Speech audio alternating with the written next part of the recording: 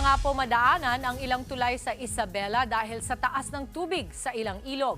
Live mula sa Cauayan City sa Isabela, nasa frontline ng balitang yan si Mon Gualvez. Mon, kamusta ang sitwasyon dyan ngayon?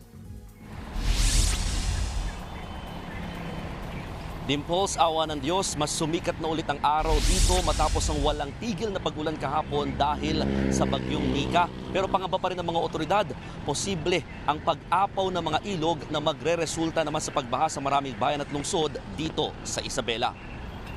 Kahit hindi na kasi umuulan, kapansin-pansing malakas pa rin ang agos ng Cagayan River sa bahagi ng Cauayan City dito sa Isabela.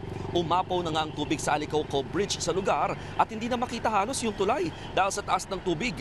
Ito pa naman ang mabilis na daanan para makatawid ang mga naninirahan mula sa East Tabacal at Forest Region ng lungsod.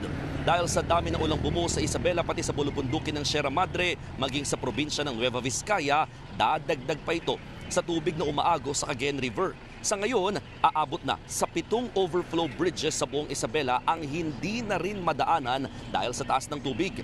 May mga baha na rin nararanasan sa mga katabi nitong barangay. Aabot na sa mahigit 5,000 pamilya o 15,000 individual ang inilikas sa buong probinsya dahil sa bagyo. Simula kahapon, binuksan na rin ang isang gate ng Magat Dam para magpakawala ng tubig. Umaabot na kasi sa mahigit 187 meters ang level nito, malapit sa 193 meters na spilling level ng dam.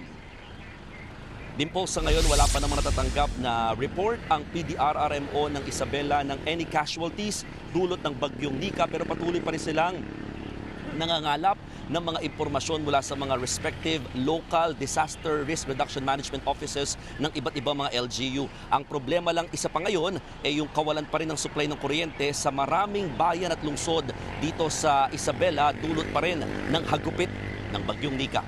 Dimples. Maraming salamat, Mon Gualvez sa Isabela.